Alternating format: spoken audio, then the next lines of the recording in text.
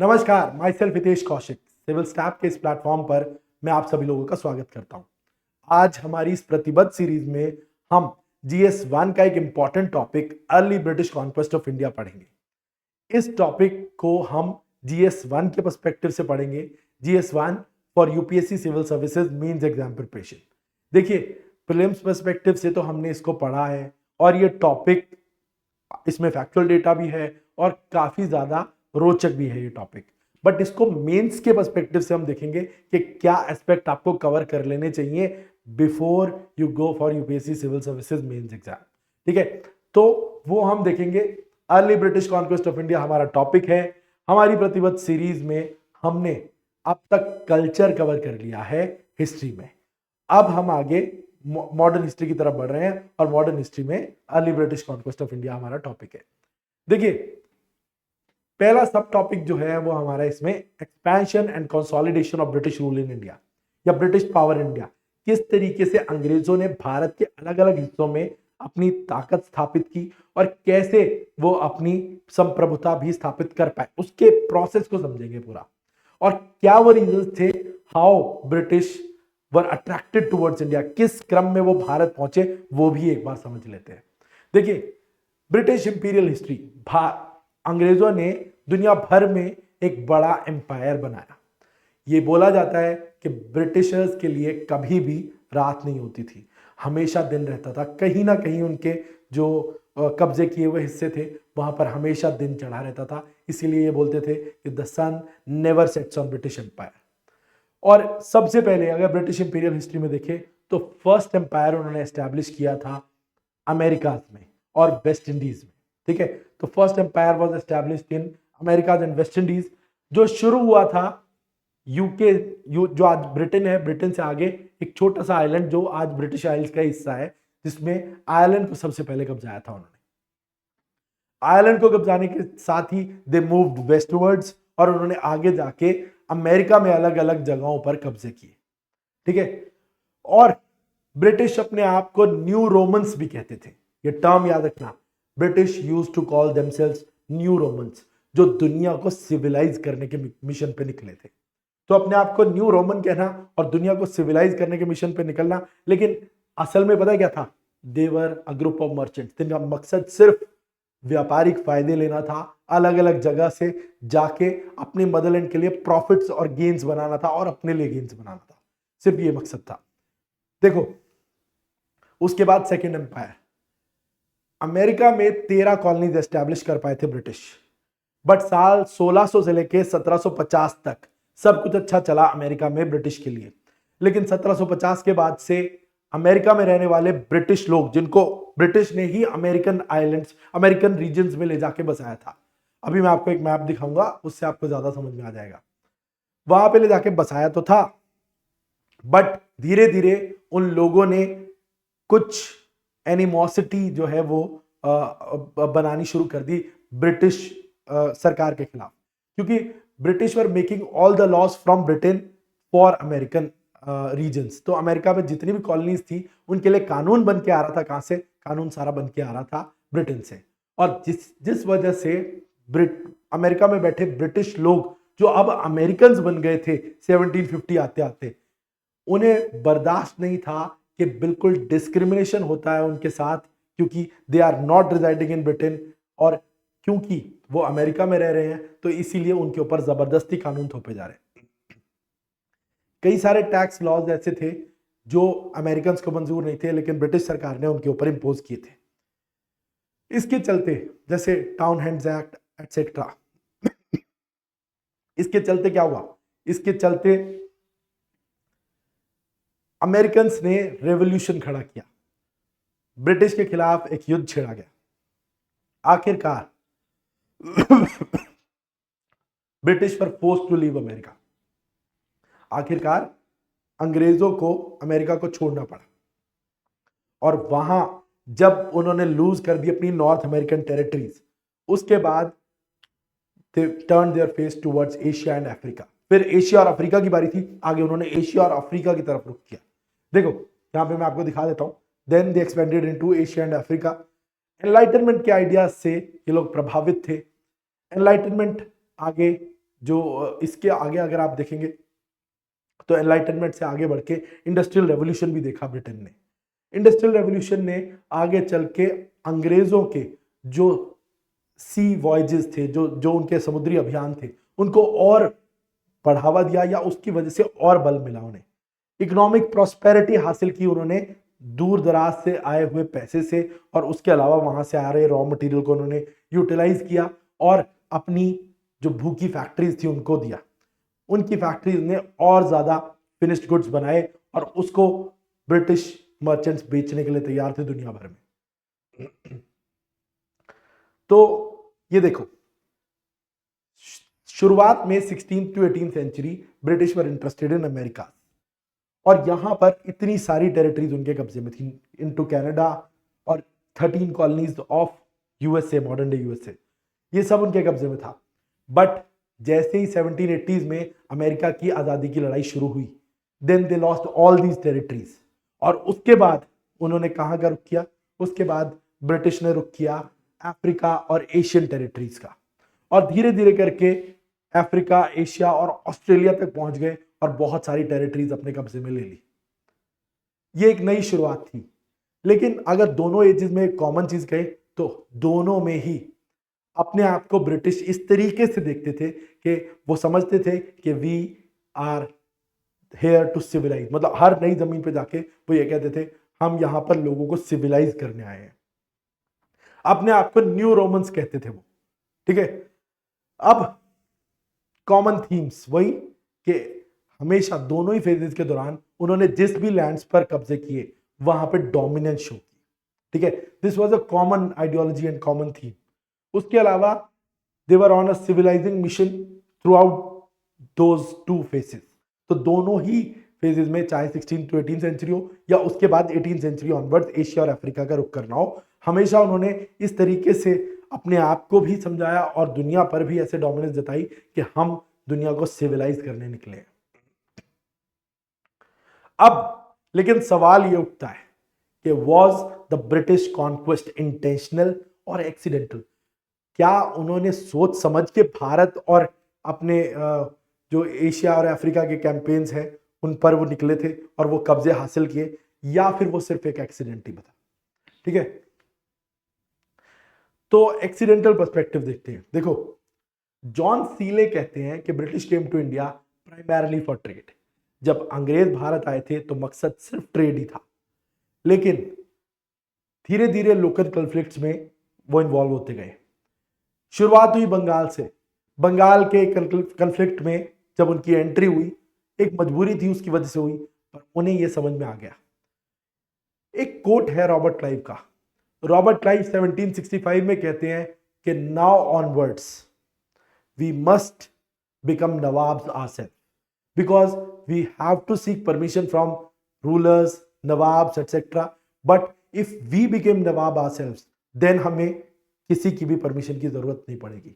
इसका मतलब समझ लो कि ब्रिटिश जब लोकल कॉन्फ्लिक्ट में इन्वॉल्व हुए बंगाल के, देन उन्होंने रियलाइज किया कि अगर हमारे पास डिसीजन मेकिंग पावर्स आती हैं for this reason, then we can maximise our profits. हम रिसोर्सेज को बेहतर तरीके से यूटिलाइज कर सकते हैं और बहुत अच्छे से जो है अपने लिए जो है वो अच्छे रिसोर्सेज जनरेट कर सकते हैं, ठीक है। इंटरनेशनल पर्सपेक्टिव, जूडिथ ब्राउन कहते हैं और उनके जैसे कुछ हिस्टोरियंस के हमेशा से ही ब्रिटिश के कुछ ऐसे एम्बिशंस थे टू रूल फॉरेन लैंड्स, ठीक है, और पर्सनल ग्रीड भी उसमें थी एक चीज, और यूरोपियन पॉलिटिकल डायनामिक्स भी था, जिसकी वजह से ये सब चीजें हुई। तो दो डिफरेंट पर्सपेक्टिव्स हैं, accidental and other one is intentional perspective, ठीक है। तो दो डिफरेंट स्कूल ऑफ थॉट्स हैं इसमें, ठीक है। बट जो ज्यादा माना जाता है वो है कि earlier they came as traders but they turn their intentions और change in objectives was achieved later on. जैसे ईस्ट इंडिया कंपनी ने मेनली अपने ट्रेड को सिक्योर बनाए रखने के लिए बड़े साहसपूर्ण कदम उठाए। उन्होंने लोकल रूलर्स के साथ पंगे लिए, डिस्प्यूट्स में इन्वॉल्व हुए, और then they were able to grab their territories accidentally or incidentally, whatever you can say, right?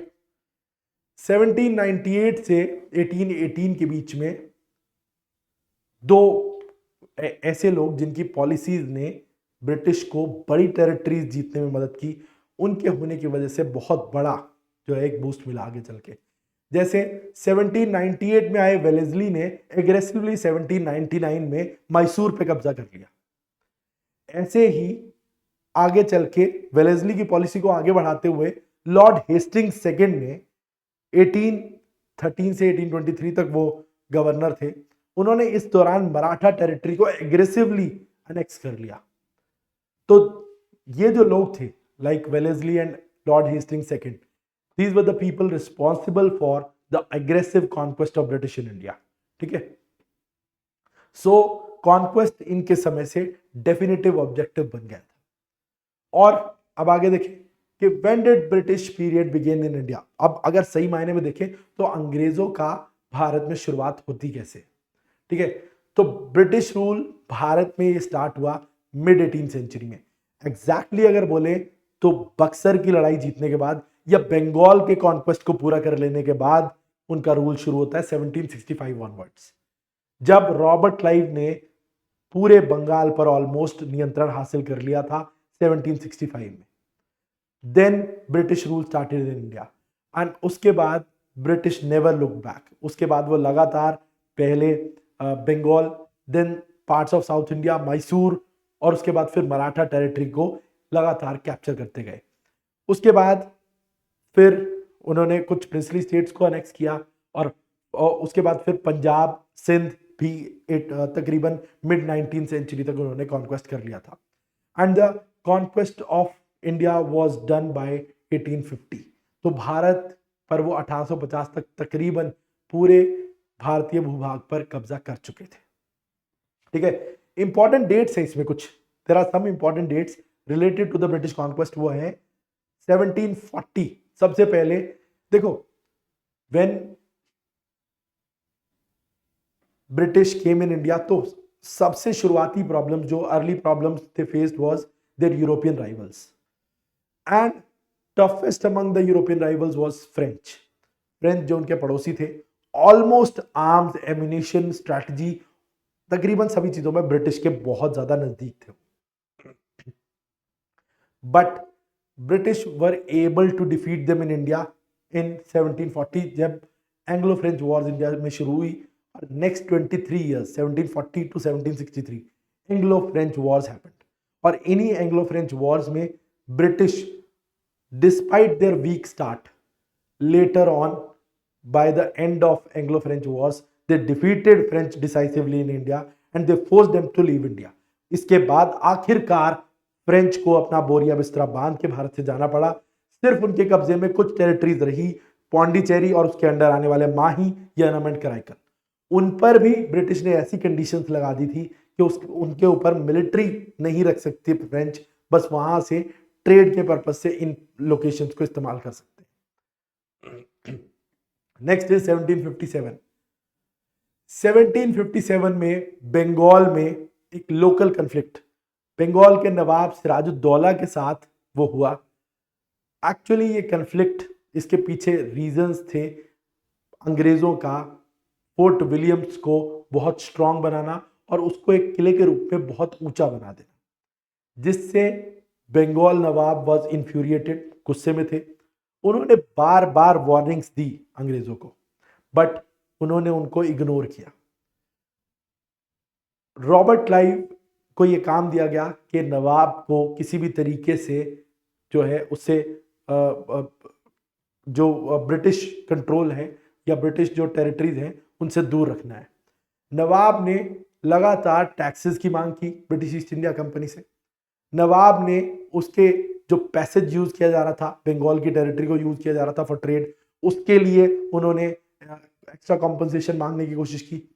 हर बार जो है वो British East India company Mughal बादशाह जो दिल्ली में बैठे थे उनके फरमान्स का बहाना लेके हर बार जो है टैक्सेस से बच जाती थी।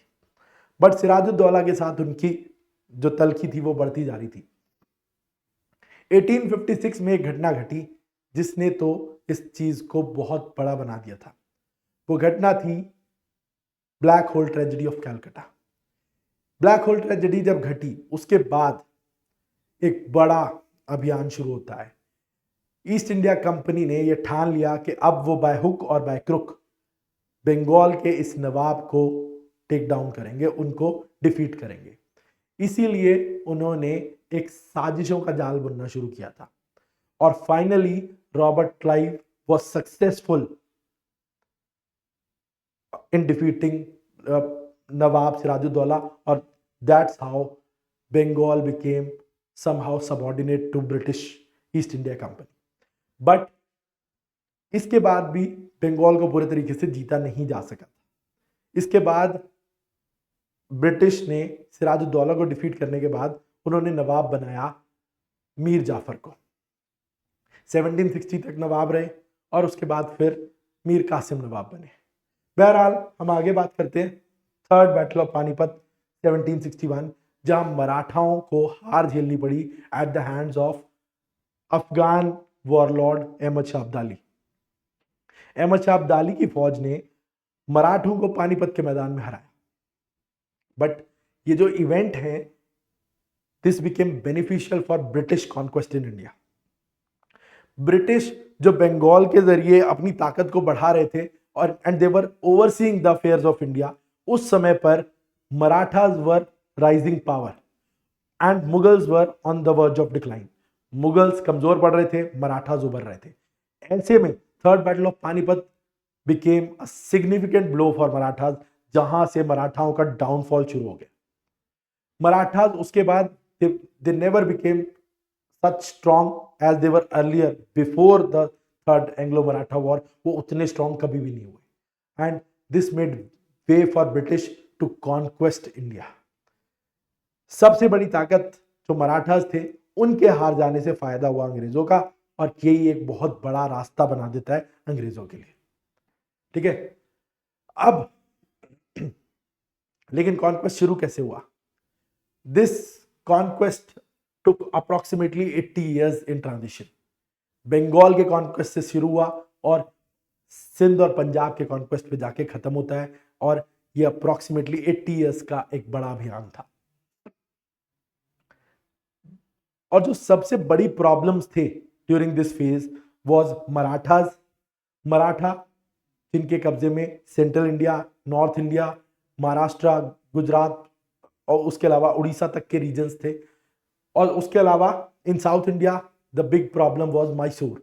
मैसूर के जो डी फैक्टो रूलर थे Hyder Ali was their other problem. तो ये जो दो लोग थे ये सबसे बड़ी पॉलिटिकल पावर्स थे भारत में जो अंग्रेजों के लिए सबसे बड़ी प्रॉब्लम क्रिएट कर सकते थे। ब्रिटिश राइज, अब देखो बहुत सारे चैलेंजेस थे ब्रिटिश के सामने, जैसे ये रीजनल पावर्स, मुगल रूलर और उनके नवाब्स ऑल्सो जो वापस से अपनी पावर को रीगेन करने की कोशिश कर रहे थे, तो वो भी चैलेंज थे। ये मराठा, मैसूर, सिख, जाट्स, ये सब जो ऑटोनॉमस रीजन्स बन गए थे या ऑटोनॉमस जो स्टेट थी, these all were problems for British. But उनके इस पॉलिटिकल कॉन्क्वेस्ट को कोई भी रोक नहीं सका एंड दैट वाज पॉसिबल क्योंकि British had superior strategies, better arms और बेटर ऑर्गेनाइज्ड स्ट्रक्चर जो भारतीय राजाओं के पास नहीं था। और ऊपर से they had good finances all through the time. जब भी उन्होंने आर्मीज बनाई तो सबसे ज्यादा ये इंश्योर किया कि आर्मी में जो रिक्रूट किए गए लोग हैं भारत से उनको लगातार सैलरीज मिले। लगातार सैलरीज का मतलब था लॉयल्टी जो उन्होंने हासिल की इंडियन सोल्जर्स की। That's why they were able to defeat other princely states in India and also defeat their European rivals in India. तो उन्होंने कुछ चीजें अपनी पार्ट पे बेहतर की थी जिसकी वजह से वो भारतीय रूलर से भी बेहतर थे और अपने यूरोपियन काउंटर पार्ट से भी बेहतर थे। ठीक है, अब ये आप मैप देख सकते हो। इस मैप में यहां पर मैं कुछ मार्क कर देता हूं टेरिटरीज, जैसे मैसूर यहां पे दिख रहा है, Mysore state. Early Vijayanagar empire जो हुआ करता था 1336 से लेके 16 सेंचुरी के बीच में। When Vijayanagar empire was on the verge of decline, उसी समय पर मैसूर में जो है वुडियार डायनेस्टी पावरफुल होने लगी और उन्होंने गिरते हुए विजयनगर एम्पायर की जगह पर मैसूर स्टेट खड़ा किया। मैसूर स्टेट धीरे धीरे पावरफुल हो गया। मैसूर स्टेट में वुडियार रूलर से ज्यादा उनके सिपे सालार और उनके जनरल्स पावरफुल हो गए थे, जिसमें से एक थे हैदर अली, जो एक केयरटेकर ही समझ सकते हैं आप उन्हें, या सिपे सालार थे मैसूर के। उन्होंने पावर अज्यूम कर ली and became a threat for British in later period. ऐसे ही अगर आप यहाँ पे मैप पे देखेंगे तो यहाँ पे मराठा टेरिटरीज भी दिख रही हैं। ये देख सकते हो आप Maratha territories. Maratha became dominant in central India, some parts of North India, West India, even to the east, they were spread in central parts of India. तो मराठास भी एक बड़ी पॉलिटिकल पावर थे जो उनके लिए चैलेंज थे। तो मैंने बताया Mysore and Maratha were the major powers who could pose threat to British in India. ठीक है, अब कॉजेज ऑफ ब्रिटिश सक्सेस, जैसा मैंने बताया why British became successful. First is military superiority, they had better arms, they had better organized structure, ठीक है, their armies were disciplined, ठीक है। First is arms weapons, second is disciplined troops, ठीक है, third is they had a strong navy also which could support their infantry, मतलब जो उनकी पैदल सेना और उनकी कैवलरी थी उसको सपोर्ट करने के लिए they had a strong naval force also, जिसकी वजह से वो एक जगह से उनकी मोबिलिटी बहुत अच्छी थी, एक कोस्ट से दूसरे कोस्ट पर जाकर वो बड़ी तेजी से अपने ट्रूप्स को मूव करते थे। ठीक है, that's why they had an edge over Indian forces, जिसकी वजह से वो भारत में एक बेहतर कंट्रोल स्थापित कर पाए। ठीक है, next is diplomacy and alliance. British were very good in diplomacy, उनकी स्किलफुल टैक्टिक्स, उनके अलायंसेस, और उन्होंने जिस तरीके से राइवलरीज जो किसी भी दो इंडियन रूलर्स की थी उनको यूटिलाइज किया, और कैसे जो उनकी जो परम्यूटेशन कॉम्बिनेशन पॉलिसी थी of making alliance with one and fighting against the other, इसने उनको काम दिया। ठीक है, तो इससे उन्होंने हमेशा रीजनल इंडियन रूलर्स की जो यूनिटी थी उसको ब्रेक किया और हमेशा दे वर सक्सेसफुल अगेंस्ट देम। ठीक है, third was political instability. Mughal power was declining. Marathas were the one who were rising, but their defeat at Panipat by the hands of Ahmad Shah Abdali was a decisive blow for them, and that made way for British in India. And political instability होने की वजह से, छोटी छोटी regional powers होने की वजह से अंग्रेजों के लिए उन सबको डिफीट करना और उनके अंदर डिसयूनिटी क्रिएट करना बहुत आसान था। Next, economic exploitation. British used Indian resources for their own welfare, उन्होंने भारतीय रिसोर्सेज का इस्तेमाल किया। ऊपर से जो ब्रिटेन में इंडस्ट्रियल रेवोल्यूशन चल पड़ा था उसने उनके इन एंडेवर्स को फायदा दिया। इंडिया से उन्होंने रॉ मटेरियल्स कलेक्ट किए, वहां पर लेकर गए। ब्रिटेन में मशीनरी से उन्होंने फिनिश्ड गुड्स प्रिपेयर किए and then they sold it in every part of the world. उन्होंने अलग अलग हिस्सों में दुनिया में उसे बेचा और उससे ज्यादा पैसा कमाया। That's why their finances were unbroken और that's why they had better financial control या economic control then Indian rulers. ठीक है, और उसके पीछे रीजन है economic exploitation of Indian wealth. Second is administrative and strategic tactics. कुछ पॉलिसीज जो ब्रिटिश को बहुत फायदा देके गई, these were subsidiary alliance and doctrine of lapse policies. Subsidiary alliance, actually this policy was a policy which was originally designed by a French governor in India whose name was Dupleix, but इसे properly utilize किया और इसकी potential को maximize किया किसने? Lord Wellesley ने, who came to India in 1798. Wellesley ने अपनी फोर्सेस, आर्म फोर्सेस को ऑफर किया इंडियन रूलर्स को और उसके बदले में उनसे ये कहा कि these Indian troops will take care of your security और you have to pay for them. तो उनसे पे करवाया और उनकी सिक्योरिटी के लिए उन्हें रखा. But ultimately the final call was made by British themselves for the troops. मतलब वो ट्रूप्स असल में किसके ऑर्डर्स फॉलो करेंगे? वो ब्रिटिश जनरल्स के ऑर्डर फॉलो करेंगे, चाहे वो कुछ टेम्परेरी पीरियड के लिए प्रिंसली स्टेट को मदद दे रहे होते हैं या उनके लिए काम करते हैं, but originally they were the troops of British. Whenever British felt they could take those troops back, और उनका मिसयूज भी कर सकते थे इंटरनल प्रॉब्लम्स क्रिएट करने के लिए स्टेट के लिए. That's why subsidiary alliance was a lethal policy used by British to annex different states of India. उसके अलावा doctrine of lapse, actually it was accidental when first South Indian state Kittur was annexed by doctrine of lapse, but later on Dalhousie made it a state policy and many states were annexed through this policy, right? तो ये दो policies थी better, जो थी उनकी strategies. That's why they were able to defeat Indian rulers. Next, divide and rule strategy. हमेशा British made alliance with one party or one ruler and fought against the other. They never let Indians unite hands with each other. कभी भी ऐसा नहीं हुआ कि दो Indian rulers या ज़्यादा इंडियन रूलर्स ने ब्रिटिश के अगेंस्ट हैंड्स एक दूसरे के साथ मिलाए हों. उन्होंने हमेशा ये तय किया कि one at a time policy, एक के साथ दुश्मनी और दूसरों के साथ लड़ाई करके और डिवाइड एंड रूल क्रिएट करके उन्होंने लगातार अपने पॉलिटिकल कॉन्क्वेस्ट को स्ट्रांग बनाया. ठीक है. Next is strong naval presence. ये हमने बात कर ही ली. Because they had a strong navy, they were present on almost every coast of India, be it the west coast, south east coast और the southern coast. They were everywhere. That's why they were able to move their forces. They were able to move supplies from one place to another, जिसकी वजह से वो बेहतर armed थे, बेहतर organised थे और बेहतर सप्लाईज उनकी थी, जिसकी वजह से they were never lacking in anything. That's why they became militarily superior also, economically superior also. ठीक है.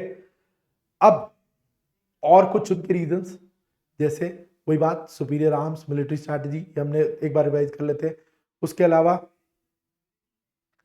Better military discipline and regular पे, जैसा मैंने आपको बताया था, बेटर डिसिप्लिन और रेगुलर पेमेंट की वजह से इंडियन जो सोल्जर्स थे दे वर लॉयल टुवर्ड्स ब्रिटिश. ठीक है. Indian rulers they were lacking in discipline, their arms were not disciplined at all, they were not giving regular salaries. That's why their armies were weak. ठीक है. और उसके अलावा civil discipline and fair selection system.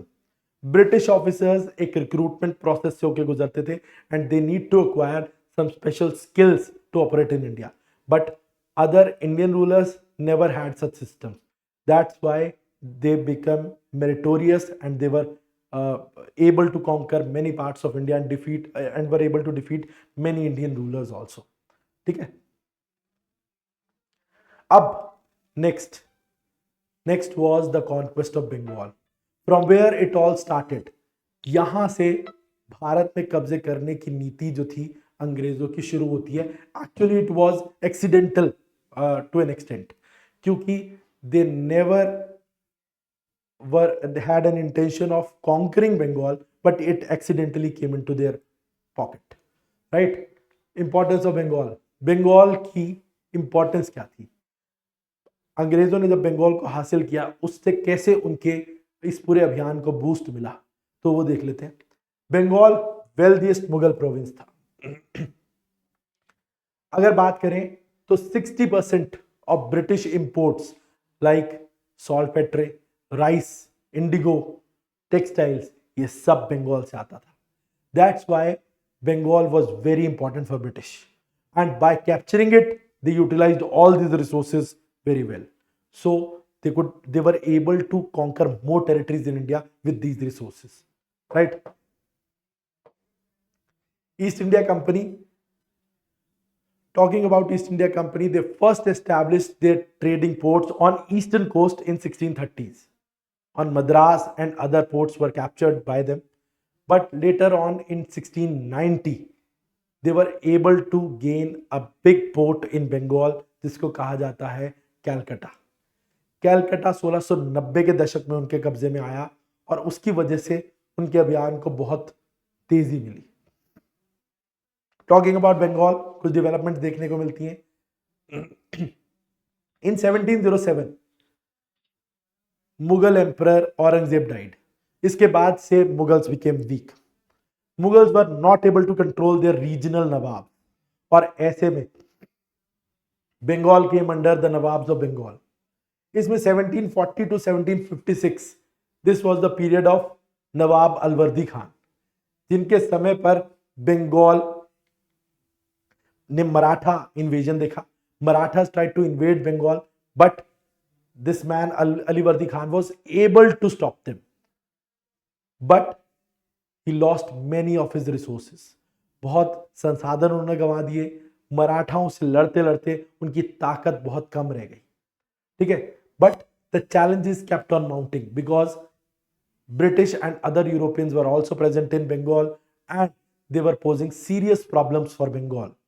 क्योंकि ये जो Europeans थे जिन्होंने बंगाल के अलग अलग रीजन्स में अपनी फैक्ट्रीज एस्टैब्लिश कर ली थी, वो ट्रेड कर रहे थे बड़ी मात्रा में हिंदुस्तान से और वो टैक्स की चोरी भी लगातार कर रहे थे. और मुगल बादशाह से जो उन्होंने परमिशंस ले रखी थी दिल्ली में बैठे मुगल बादशाह से, उसका फायदा उठा के वो बंगाल को मॉनेटरी लॉसेस जो है वो दे रहे थे. ठीक है. After that Sirajuddaulah became nawab in 1755. Only he was 20 when he sat on the throne, but उनके साथ बहुत सारी प्रॉब्लम्स थी.